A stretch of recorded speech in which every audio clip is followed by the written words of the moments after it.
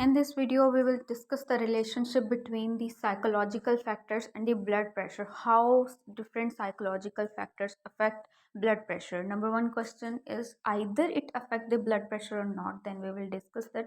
If yes, then what are those psychological factors which are going to affect the blood pressure? So in order to start our major topic, let us discuss about the basic things, that what is the blood pressure. If you consider that this is the blood vessel in front of you, and in that blood vessel blood is flowing, right? These are the various blood cells that are drawn in front of you.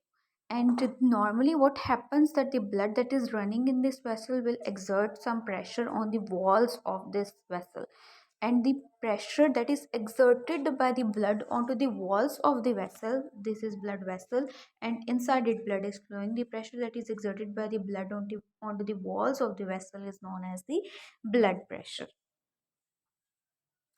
So here you can see that we just measure or we just write the blood pressure in a fraction form, where in the numerator we write the systolic blood pressure, and in the denominator we write the diastolic blood pressure. Systolic blood pressure is measured when your heart contracts, right? You know that your heart contracts and it pumps the blood out of the heart, or it pumps the blood from one chamber into the other chamber, or it pumps the blood from your heart to the lungs. These are all the functions of the contractions of your heart. So the pressure that you measure when your heart is contracting, that is the systolic blood pressure, and you write it just in the numerator of the fraction. And number two is the diastolic blood pressure, that is written in the denominator, and it is measured between beats. It means when the heart relax, like it has, your one chamber has contracted, and after that obviously it will relax. So the blood pressure that you measure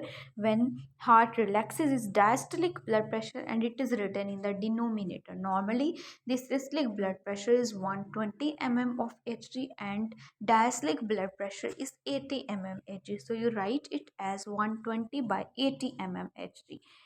So this is the normal range. You can see here that normally systolic blood pressure, or that is written in above in the numerator portion of the fraction, or that is the upper number, is less than 120, and diastolic blood pressure, that is considered the lower number, is less than 80. And we consider the blood pressure as elevated when it is between 120 to 129 systolic blood pressure, and less than 80 in the diastolic blood pressure. And similarly there are some stages of increased blood pressure, right? Our major concern was hypertension. So what is hypertension? Hypertension is mainly increased blood pressure. So increased blood pressure, hypertension, has some stages, in which includes stage 1, stage 2, stage 3. Stage 3 is also known as hypertensive crisis, and you have to consult your doctor immediately if your blood pressure falls in this particular criteria. So in stage 1, systolic blood pressure is between 130 to 139, diastolic blood pressure is 80 to 89, and stage 2, in stage 2 systolic blood pressure is 140 or higher, and diastolic blood pressure is 90 or higher. And similarly in hypertensive crisis, systolic blood pressure is higher than 180, and diastolic blood pressure is higher than 120. It means when your blood pressure is more than 180 by 120, you have to consult your doctor immediately. These are some factors, or we can say that risk factors, that occur in the case of the hypertensive crisis.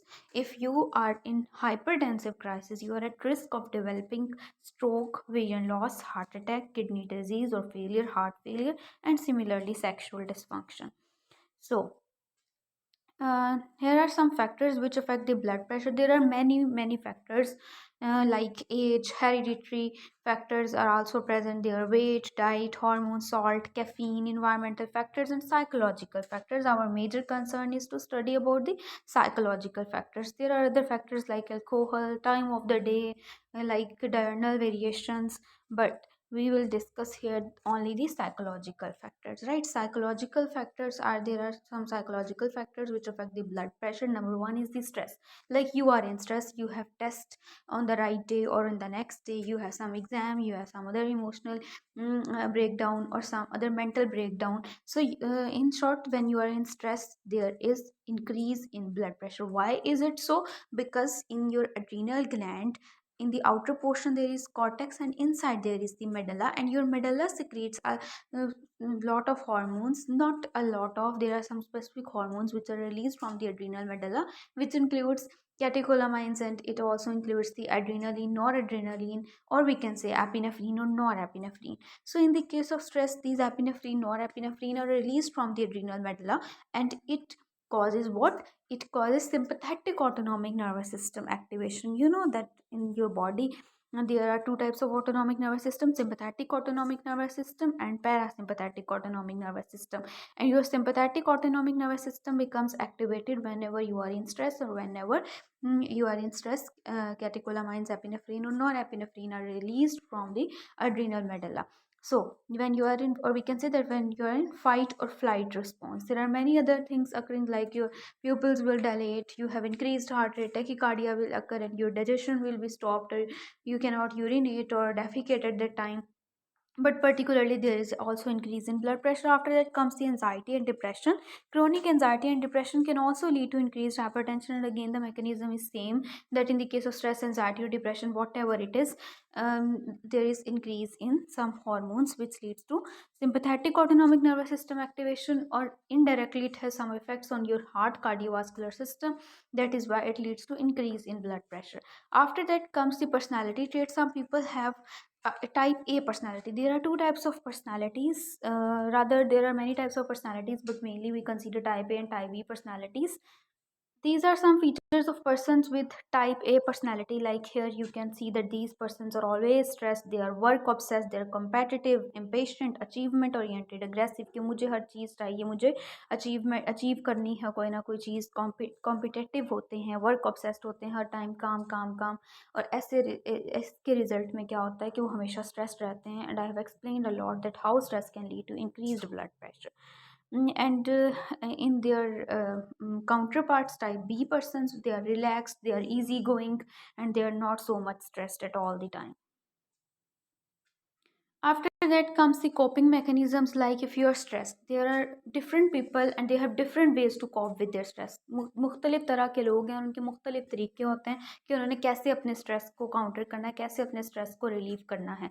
कुछ लोग smoking करना शुरू कर देते हैं, कुछ लोग alcohol use करना शुरू कर देते हैं, and as a result what happened, that they ultimately indulge in such activities, such crimes. We cannot say smoking is a crime, but there are other crimes in which they can indulge. But there are some other activities like smoking, like excessive drinking, and it can ultimately lead to increased blood pressure. After that comes the social support. If you have social support, if you have a nice social circle, a supportive social circle, supportive parents, supportive friends, supportive siblings, then you are at reduced risk of developing blood pressure. After that comes the mind body therapies. If you're a person like you do every morning exercise, yoga, mindfulness, other mindfulness activities, then you're at reduced risk of developing hypertension. After that comes a very important term, that is white coat hypertension. Some people experience elevated blood pressure. Why they experience elevated blood pressure? In medical setting. Like recently ही हमने एक patient देखी कि जो thyroid की patient थी. You know that thyroid is a painless swelling, इसमें pen नहीं होती, but she was screaming a lot, and because she was stressed कि शायद उसको कहीं गले का कैंसर ना हो. ठीक है, that was anxiety, that was her fear of coming to hospital, of being surrounded by a lot of doctors, that was responsible, that engaged her to think that जिसने उसको मजबूर कर दिया कि वो सोचे कि शायद उसको कोई और मसला हो सकता है, कोई बड़ा मसला हो सकता है, कोई कैंसर हो सकता है, जिसकी वजह से इतने डॉक्टर्स उसके इर्द गिर्द खड़े हैं, इतने डॉक्टर्स उसको एग्जामिन करें, and she was screaming a lot. But it was nothing, it was a thyroid swelling, and all of you know that most of the thyroid swellings are just painless. Similarly this is white coat hypertension. White coat hypertension कुछ patients hospital की setting में आकर जो है वो डर जाते हैं और वो समझना शुरू हो जाते हैं कि पता नहीं क्या मसला हो सकता है।